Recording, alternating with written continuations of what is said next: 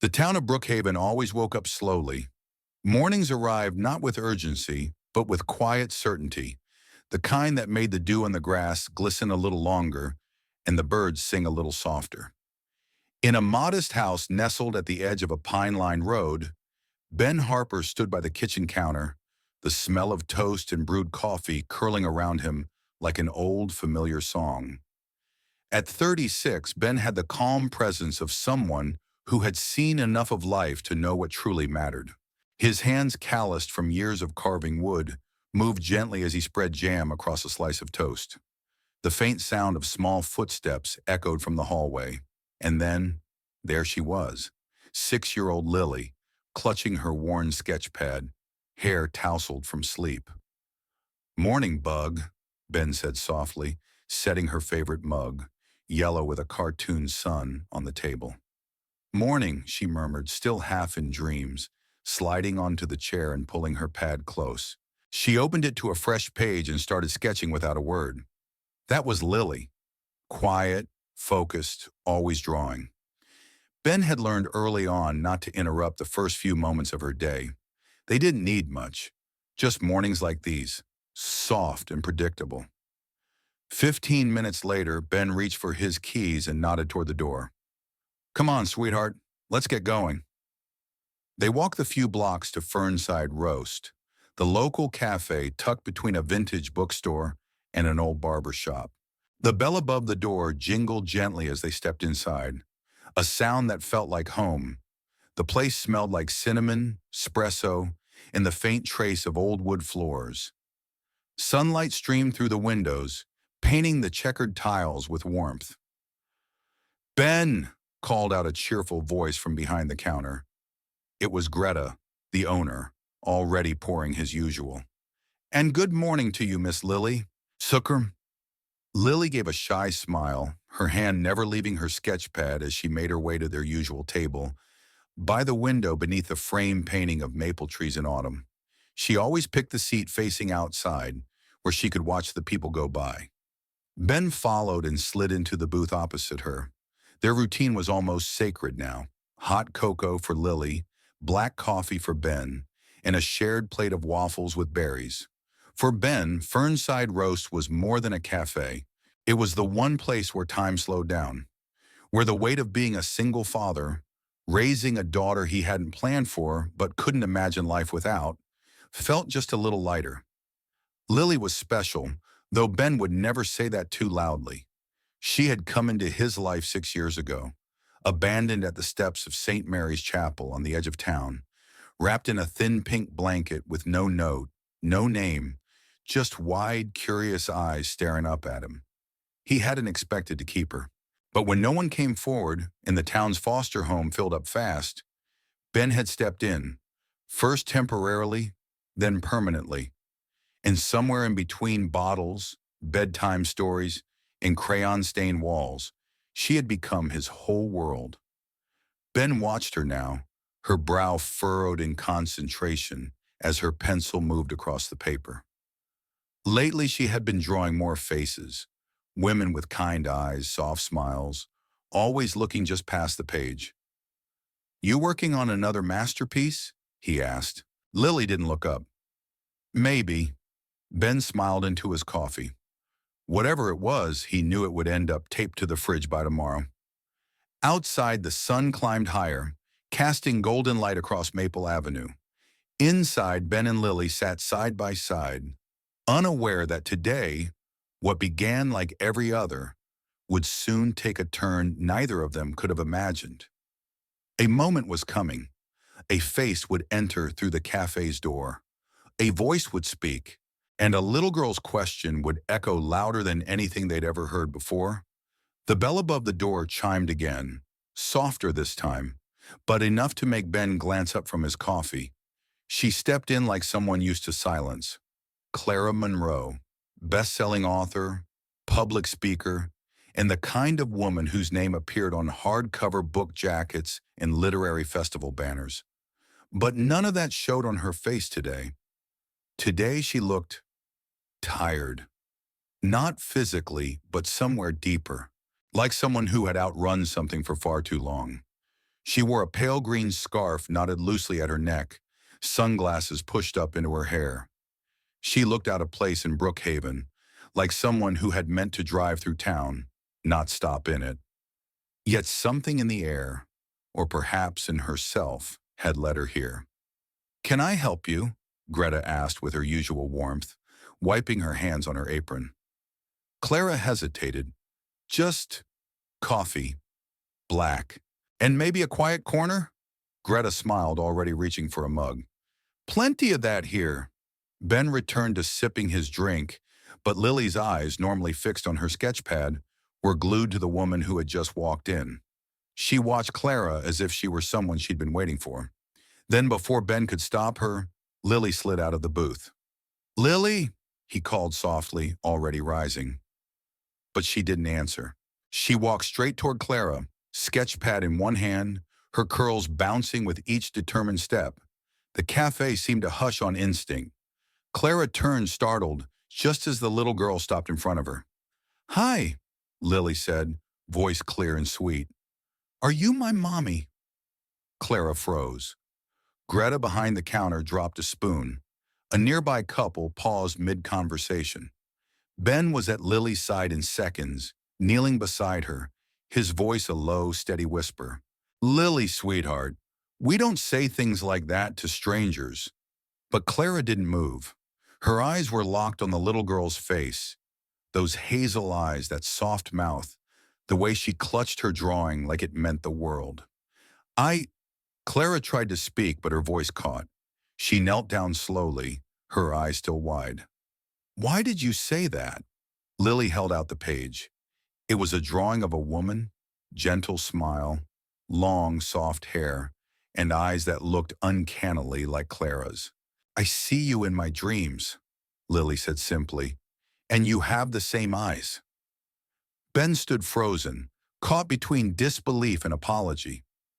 "I'm sorry," he said finally. "She's got a wild imagination. She's always drawing. She sees things." Clara shook her head slightly, her voice hushed. "It's okay." Her gaze remained fixed on the picture. "She's very talented." Lily beamed, then slipped her hand into Ben's and returned with him to their booth, as if the moment had passed. But it hadn't. Clara sat down slowly in the opposite corner, coffee untouched, hands trembling slightly. She glanced across the cafe and found herself staring again, at the man with the worn flannel shirt and kind eyes, and at the girl who looked both familiar and impossibly distant. She didn't believe in fate. She believed in deadlines, revisions, reviews, in surviving. But this shook something loose in her, something she had buried long ago. Across the room, Ben watched Lily sketch as if nothing had happened, but his heart was pounding. He had seen it, how the woman reacted. That wasn't just surprise, that was recognition. He turned his head slightly and their eyes met. Clara looked away first. The rest of the cafe seemed to resume its gentle hum, but the air had shifted. Something had entered, and it wasn't leaving.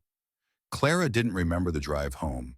She took the winding road through the hills just outside Brookhaven, past mossy fences and old tobacco barns, but her mind was somewhere else entirely, stuck in the wide, curious eyes of a 6-year-old girl who had just called her Mommy. It wasn't the first time Clara had been mistaken for someone's mother in public. It happened in airports or bookstores occasionally, children grabbing the wrong hand. A quick apology, an awkward smile, and it was over. But this wasn't that. This time the child had looked at her like she knew her, like she remembered her.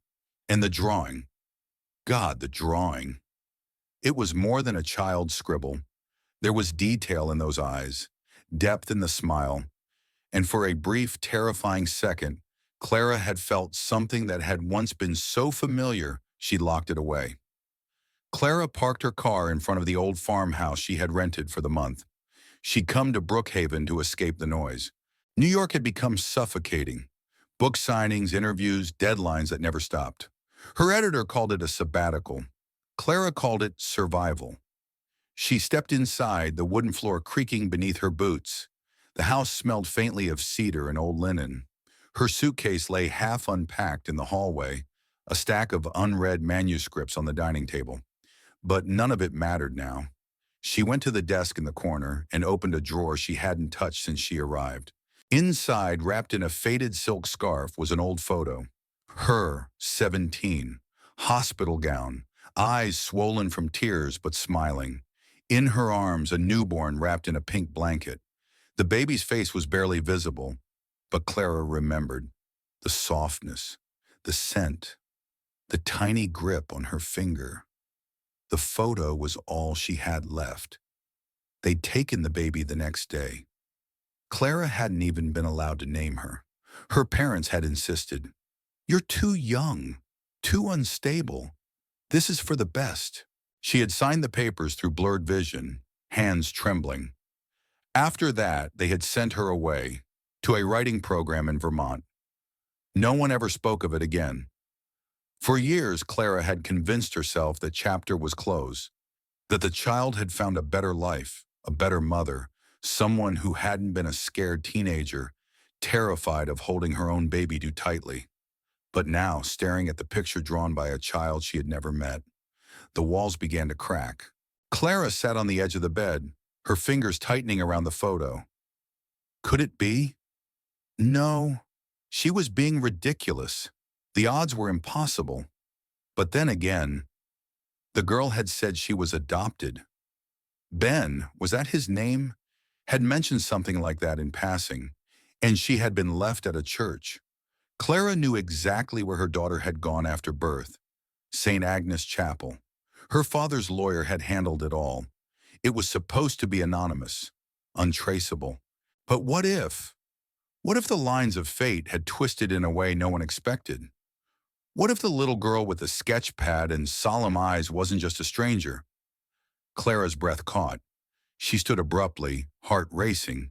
She wasn't sure what she was doing, what she was hoping to prove. But one thing was certain. She had to go back to that cafe. The next morning, Clara returned to Fernside Roast. Greta raised an eyebrow when she walked in, but said nothing, handing her a mug of coffee with a knowing smile. Clara nodded in thanks and took the same corner seat, her eyes subtly drifting to the table by the window. Ben and Lilly weren't there. She waited, pretending to work on her manuscript, but the words on her laptop blurred. She couldn't focus. Her ears were tuned to the bell above the door. Minutes passed. Then the familiar jingle. Ben entered, hand on Lily's shoulder. The girl skipped ahead, clutching her sketch pad. Clara looked away too quickly, her heart flipping in her chest. They sat at their usual booth. Ben offered her a small nod. Clara returned it with a tight smile. This time, Lilly didn't run over. She stayed close to her father, content with her crayons and cocoa. But her gaze occasionally flicked toward Clara, curious, unafraid. After a few minutes, Clara stood, walked to the counter to refill her coffee, and as she turned to head back, Lily's voice stopped her. "Did you like my drawing?" Clara turned, startled. Lilly was watching her, eyes wide, hopeful. Clara swallowed. "I did," she said softly. "Very much." Lilly nodded solemnly. "It looked like you." Ben looked up, unsure whether to intervene. "I used to see your face in my dreams," Lilly added, almost matter of fact. "Before I met you." The words landed like a stone in Clara's chest. Ben reached out gently. "Lilly." But Clara crouched beside the table, trying to find her voice. "Sometimes, dreams tell us things we haven't figured out yet." Lilly tilted her head. "Like secrets?" Clara smiled faintly. "Maybe." There was a silence then, gentle, heavy, not awkward, but charged with something neither Ben nor Clara could name yet. "Thank you for the drawing," Clara said, rising slowly. "You're welcome," Lilly replied, already returning to her sketchpad. Clara walked back to her booth, sat down and stared at her coffee. Her hands trembled as she pulled out her phone and opened her browser.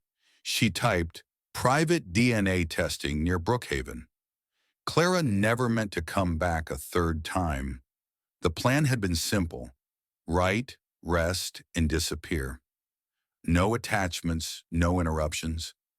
Just 1 month of solitude in a quiet town that didn't know her name. But something was pulling her now, tugging at her with a force she couldn't reason away. Every morning she woke with the same thought in her mind. Lilly. She told herself it was curiosity, a need for closure, but deep down she knew the truth was more complicated. The little girl had ignited something inside her that she had buried for years, a part of her that had once hoped to be someone's mother. Clara stood on the gravel path outside Fernside Rose for a long minute before pushing the door open. This time Greta didn't even ask. She just handed over a mug of coffee and gestured toward the back corner. Clara smiled politely, then made her way to the booth. She settled in, laptop unopened, not even pretending anymore. Her eyes immediately found Ben and Lilly at their usual table. Ben gave her a nod, less hesitant now, and Clara nodded back. Lilly looked up from her drawing. Her face lit up like a small sunrise. Without a word, she slid from her seat, sketchpad in hand, and approached Clara's table.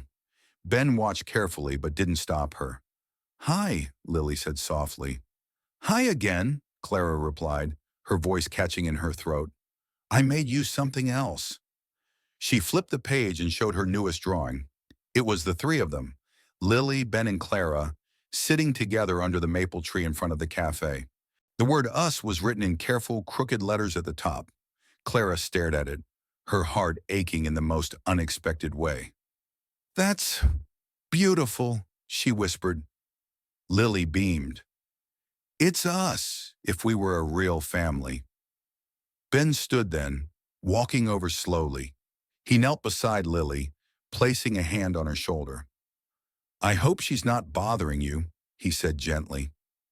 Clara looked at him, eyes a little glossy. "Not at all." There was a pause. Something unspoken hung between them again, but neither of them moved to end it. Lilly looked up. "Can she sit with us today?" Clara blinked, surprised. Ben hesitated, then looked at Clara. "Only if you'd like to." Clara looked at the small, hopeful face before her. She nodded once. "I'd like that very much." Later that afternoon, Clara followed them out of the cafe and down the quiet street lined with flowering dogwoods. Lilly skipped ahead, stopping now and then to pick petals or point out birds. Ben walked beside Clara, their strides matching. It was quiet between them, but not awkward. "I didn't expect to be here this long," Clara admitted. "I rented the house to write, but I haven't written a word." Ben glanced at her. "Some stories take a while to figure out." She smiled faintly. "This one's rewriting itself." He looked at her then, really looked. "What brought you here, Clara?" She considered the question. "I needed space. From my career, my life. I guess I was looking for something real." He nodded. "You found it." Clara's steps slowed. "Ben, may I ask something? How did Lilly come into your life?" Ben looked at the sidewalk as they walked. 6 years ago, I was driving past St. Agnes Chapel one morning. A box sat on the front steps. She was inside, just a baby, wrapped in pink, eyes wide open. Clara's heart seized. "No note?" she asked quietly. "None. The authorities got involved, but no one ever claimed her.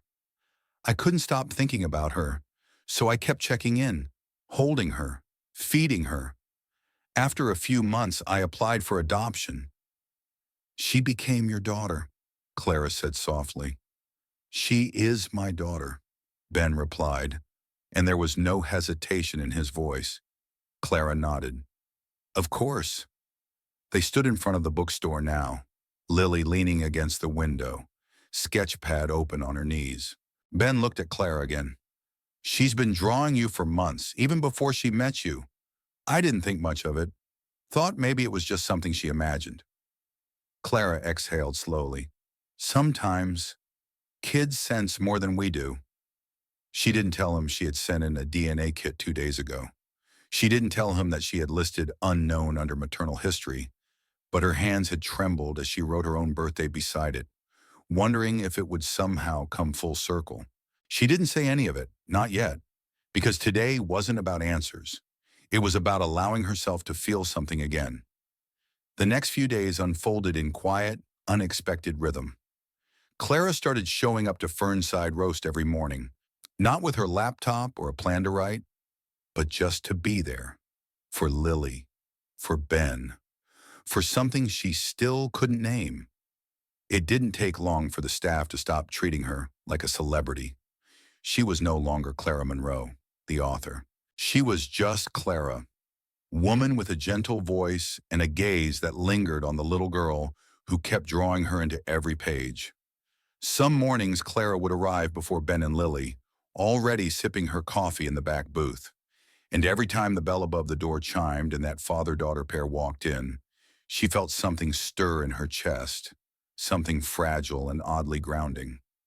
Lilly would rush to her with a new drawing, always eager to share. Look, it's us making pancakes. Look, it's Daddy building a treehouse. Look, you're reading me a bedtime story.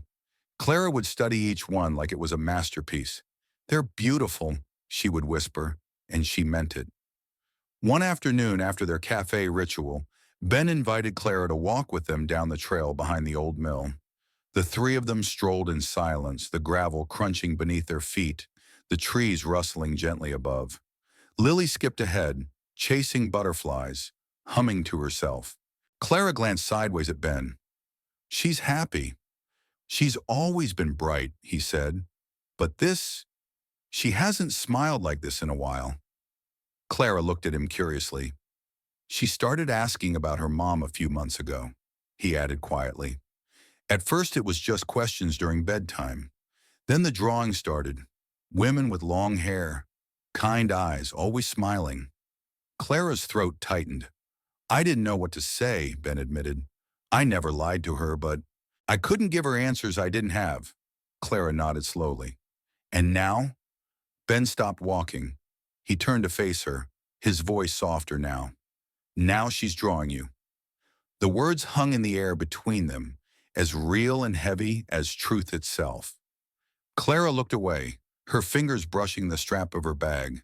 Inside, tucked in a folder, was the DNA test receipt. She hadn't told Ben. Not yet. But each day she spent with Lilly made the ache inside her harder to ignore. Later that evening, Clara sat alone on the porch of her rented farmhouse, a soft blanket wrapped around her shoulders. The sun had dipped low over the hills, casting gold across the fields. In her lap was a bundle of Lily's drawings. She had asked to borrow a few, just for safekeeping. Clara traced her fingers over the lines. One of them showed the three of them sitting by a fire, mugs in hand, Lilly between them. The title, written in blocky, 6-year-old letters, read, My Real Family. Tears pricked at the corners of her eyes. She didn't know when it had happened, when the bond between them had gone from imagined to real, but it had, and now she wasn't sure how to live without it. She remembered the first time she held her daughter, how small she was, how right it had felt, and how wrong everything had become after that. How quickly she was forced to let go. But life somehow had led her back. And Lilly, this extraordinary little girl, had known. Somehow she had always known. The next morning, Lily's drawing changed again. Instead of her usual picture of trees or people holding hands, she brought Clara something different. I made this for you, she said, shyly placing the paper on the table. Clara picked it up and gasped softly. It was a house, not the cafe, not the park. A house she didn't recognize except the porch, the trees, the curve of the hill. It looked a lot like Clara's rental, and standing in front of the house were three figures, Ben, Lilly, and Clara. Above it, in bold letters, it said, Home. Clara blinked, trying to hold it together. You drew my house, she whispered. Lilly nodded, beaming. Because it feels nice there. Ben, watching from across the table, saw the way Clara's hands trembled slightly. She looked up at him, her eyes glassy. She belongs to me. Ben tilted his head, confused. What do you mean? But before Clara could answer, Lily was tugging at her sleeve. Can we go to the lake today? Clara swallowed hard and forced a smile. Of course, sweetheart. Let's go to the lake. Her heart pounded. The test results would arrive soon, but in her bones she already knew. And that knowledge, fragile, powerful, was no longer something she could outrun. She wasn't just a visitor here anymore. She had found something she didn't know she was missing, and it felt an awful lot like love. The envelope arrived on a Thursday. It was small, plain, and unassuming, like it didn't carry the weight of a lifetime inside. Clara stood on the porch of her rented farmhouse, the late morning breeze brushing through her sweater as she stared at the return label. Heritage Link DNA Services. Her hands trembled as she broke the seal. She had told herself not to hope, not to assume, that the connection she felt with Lily was just emotion, projection, longing. But now, there it was, in black and white, probability of maternity, 99,999,87%. Clara's breath hitched. Her knees buckled, and she sank onto the porch steps, the paper crumpling slightly in her grip. Her chest rose and fell in uneven waves. Lily was hers, her daughter. The baby she'd been forced to give away at 18, the one she had never stopped thinking about, dreaming about, aching for, was the little girl who had looked up at her in a cafe and asked, "Are you my mommy?" And Clara hadn't known then, but she knew now, and nothing would ever be the same. That afternoon, she didn't go to the cafe. Instead, she drove, slowly, deliberately, toward the wood shop where Ben worked. It was tucked behind a grove of tall oaks, the sign hand-carved and weathered with time. Harper and Grain, Custom Woodworks. The familiar clang of tools and the scent of sawdust hit her as she stepped inside. Ben stood at the back, sanding a tabletop, his sleeves rolled up, forehead streaked with sweat. He looked up, surprised but not displeased. "Clara?" Her voice wavered. "Can we talk?" Ben saw the envelope in her hand, saw the way she held it like it might burn her. His brow furrowed, and he set the sander down. "Yeah, of course. Let's go out back." They sat on a bench beneath the trees, where the sound of the wind in the leaves gave them space to breathe. Clara didn't speak for a moment. She simply handed him the paper. He read it once, then again. His face went pale. Ben looked up, his voice low. "She's yours?" He blinked as if trying to make sense of the words. A quiet storm passed through his eyes. First shock, then disbelief, then something softer. Pain? Relief? It was hard to name. Clara nodded, tears already streaking her cheeks. Her name was Lillian. That's what I had wanted to name her. But my parents, they didn't even let me hold her after the first night. She was taken to St. Agnes the next morning. I thought I'd never see her again. Ben's jaw clenched as he processed the words. "I didn't know," Clara whispered. "I didn't come looking for her. I didn't plan any of this. But then she saw me and I felt something. And now I know why." Ben stared at the trees for a long moment, his hands resting heavily on his knees. Finally he spoke, voice quiet but steady. "You're not the only one who loves her." Clara's head snapped up. "I know, and I'm not here to take her away from you. I raised her," he said, more to himself than to her. "Every scraped knee, every story before bed, every night she woke up crying from a dream I couldn't fix." Clara reached for his hand without thinking. "I know. I see it. She's who she is because of you. And nothing will change that." He didn't pull away. "I just want to be a part of her life," she added softly, "if you'll let me." Ben finally looked at her then. Really looked. In her eyes he saw pain. Yes, but also something else. Love. Real, aching, unconditional love. You already are, he said quietly. The next day, Clara returned to the cafe like usual. She wore no makeup, no armor, just herself, raw and hopeful and afraid. Lilly spotted her instantly and ran over, arms open wide. Clara scooped her up, holding her tighter than she ever had before. "Hi, sweetheart," she whispered, kissing the top of her head. "I missed you yesterday," Lilly said, her face buried in Clara's scarf. "I missed you too." They walked to the booth together, hand in hand. Ben was already sitting there, coffee in front of him. He looked up and gave Clara a small, almost imperceptible nod. She slid into the seat beside Lilly, who immediately flipped open her sketchpad. "I made something," Lilly announced. It was a picture of the three of them again, but this time they weren't in front of a house or cafe. They were under a big oak tree holding hands. A heart floated above them, and written at the bottom in careful block letters were the words, "My forever people." Clara's breath caught. Ben leaned forward, looking at the drawing. "She's been calling you Mommy in her sleep," he said softly. "Thought you should know." Clara's eyes filled again. "Can I call you that when I'm awake?" Lilly asked innocently, looking up at her. Clara nodded, unable to speak. She wrapped her arms around the little girl and held her close. "Yes, baby," she whispered. "You always could." That evening, after a day of tears, quiet reflection, and shared truths, Clara found herself doing something unexpectedly simple: making dinner. It wasn't to impress, but to belong. The sun dipped low over Brookhaven, casting a golden haze across the rooftops and turning the leaves on the trees a soft, sleepy green. It was the kind of evening that invited stillness, the kind that made you want to stay in it just a little longer.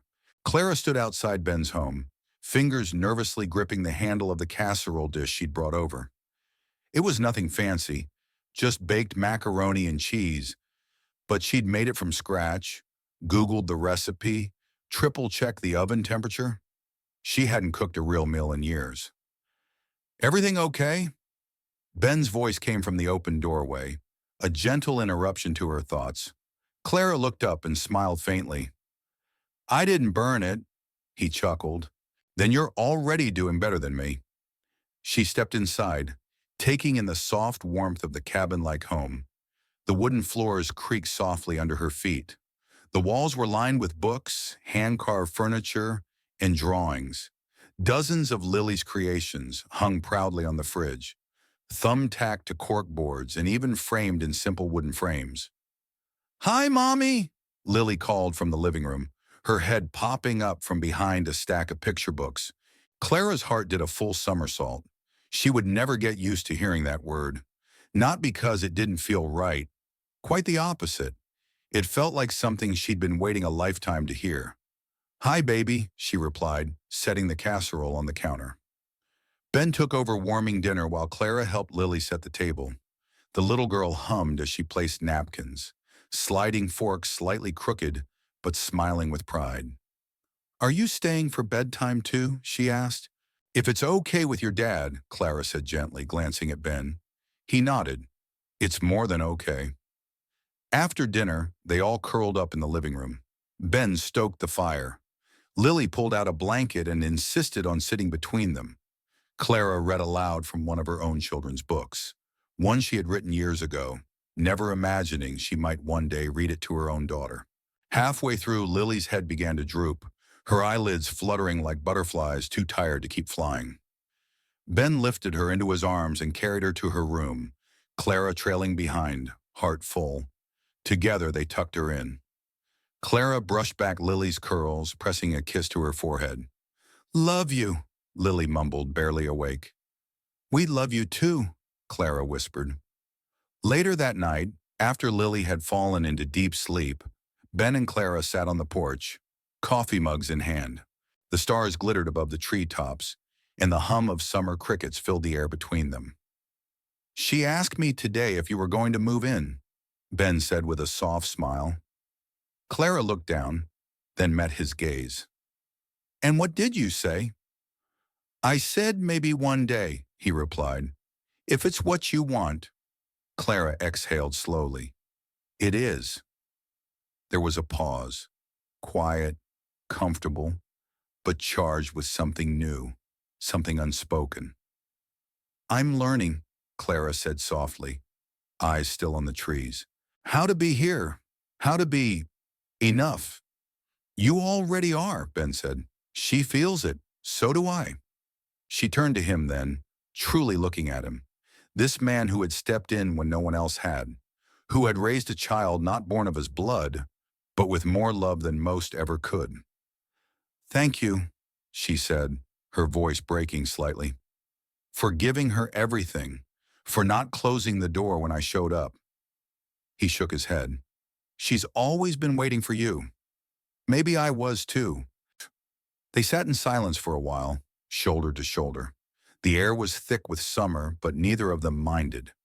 When Clara finally stood to go, Ben walked her to the car. As she opened the door, she hesitated.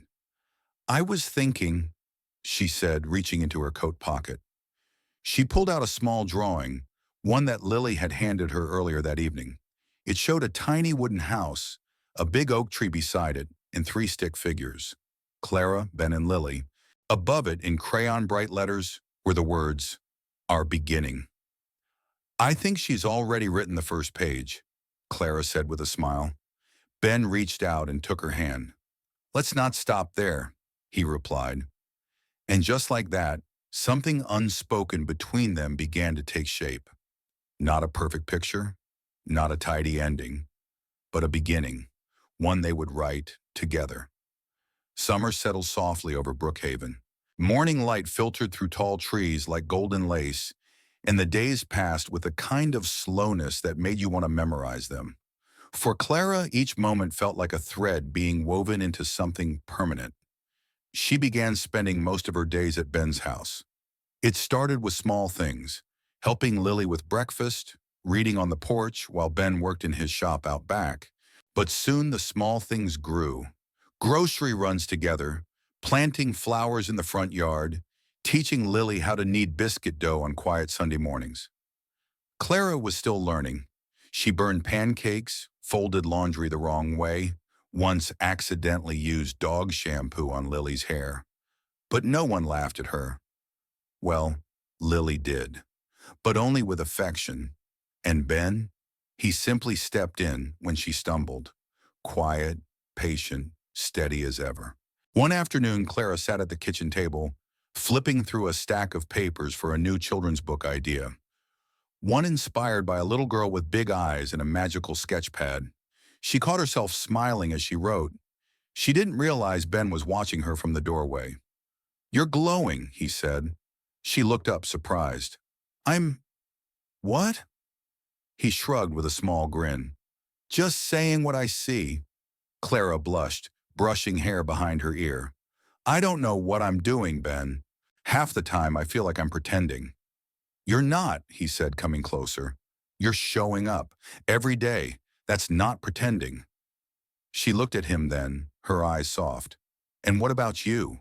He tilted his head. What about me? This can't be easy for you. Letting me in. Sharing her. Ben took a breath, then sat beside her. I never thought I'd be doing this with someone. I figured it'd just be me and Lilly, forever. And I was okay with that. He paused. But then you showed up. And it wasn't just her who started to feel something. Clara's heart stuttered. The air between them changed. Slower, heavier, full of everything unsaid. He reached for her hand, calloused fingers closing around hers. I didn't expect you, he said, voice low. But now that you're here, I can't imagine going back to before. Clara looked down at their intertwined hands, then back at him. I don't want to go back either, she whispered. Later that evening, while Lilly napped with her sketch pad half open across her chest, Clara and Ben stood in the backyard, barefoot in the grass. Fireflies flickered around them. The scent of honeysuckle drifted through the air. Clara leaned into his shoulder, and for the first time there were no questions, no fears, just the quiet certainty that this, whatever it was, had become real. You know, she murmured, when I was younger, I thought love was this big, dramatic thing. Ben chuckled. You mean it's not? She smiled. Turns out it's someone who remembers how you take your coffee, or who watches you burn pancakes and still asks you to make them again. Ben turned slightly to face her. Clara, but she was already looking up at him, eyes soft, full of the kind of vulnerability that only came after healing. He leaned in slowly and she met him halfway. The kiss was quiet, like everything between them. Not rushed, not perfect, but deeply, achingly right. Inside the house, Lily stirred, blinking up at her half-finished drawing. She picked up her crayon, smiled to herself, and added something new. Two small hearts drawn just above her parents' heads. Because even in her dreams, she knew the truth. They were more than just parents now. They were love. The meadow behind Ben's house had always been Lily's favorite place. Wildflowers danced in the breeze.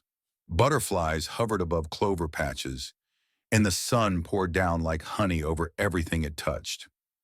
It was where she made daisy crowns, chased shadows, and asked the kinds of questions only 6-year-olds had the courage to ask. It was also where Clara stood now, barefoot in the grass, holding something small in her hand. Ben was a few steps away, fixing the old swing that hung from the oak tree. Lily twirled nearby with petals in her hair, humming a tune only she understood. Clara took a breath. Her heart pounded, not from fear but from something deeper, something brave. She stepped forward. Ben? He turned around, wiping his hands on a cloth. Yeah? She walked up to him and held out her hand.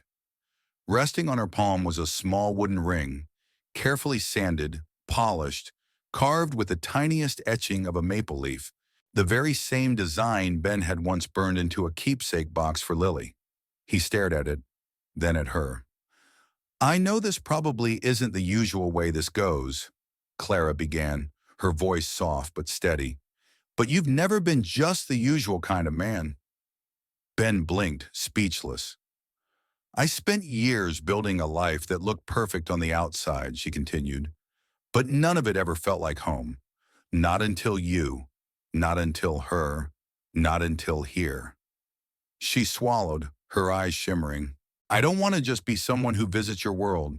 I want to be a part of it, all of it. Then she smiled, nervous but full of love. So, will you marry me? Ben let out a slow, stunned breath, then laughed, low and full of wonder. He took the ring, held it up to the light, then looked back at her. Only if you promise to keep burning pancakes, he said. Clara grinned, tears slipping down her cheeks. Deal. Behind them, Lily shrieked with joy. Wait, wait! Are you getting married? They turned to her just as she launched into Clara's arms and then into Ben's. I knew it, she cried. I knew it was a real family. Ben lifted her easily, holding both her and Clara close. The three of them stood there, tangled in laughter and sunlight and love. And for once, there was nothing left to say. Only everything left to live. The light in Brookhaven had changed. Summer was slowly giving way to early autumn. The edges of the leaves tinged with gold. The air just a little crisper in the mornings.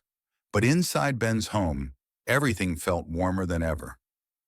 On the living room wall, just above the fireplace, hung a new framed drawing. It was Lily's.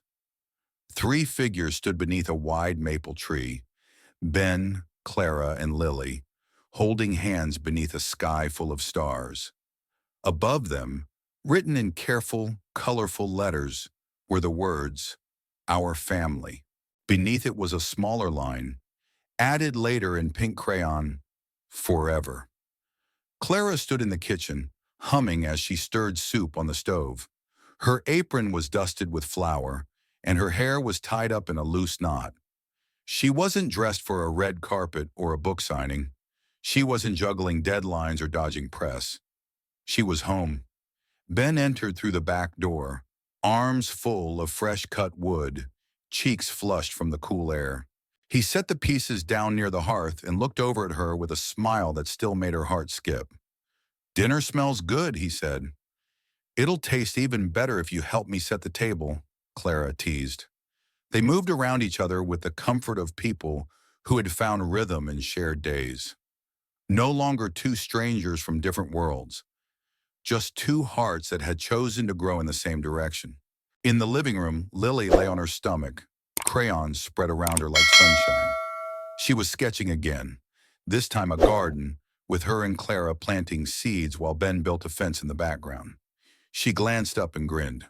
"Don't forget the lemonade pitcher," she called out. Clara chuckled. "Yes, ma'am." As twilight settled outside, the little family gathered at the table, lit by soft lamplight and the crackle of the fireplace. They held hands before eating, not because it was routine, but because it mattered. After dinner, Lily climbed into Clara's lap, her eyes drooping, her voice sleepy. "Mommy?" "Yes, baby?" "Do you think the trees remember stuff?" Clara smiled. "Like what?" "Like us," Lily whispered. "Like today." Clara held her tighter. "I think they remember everything that matters." Lily yawned, eyes fluttering shut. And in that quiet, candlelit room, with soup bowls half full and laughter still lingering in the walls, it was clear. This wasn't the end of anything. It was the beginning of everything.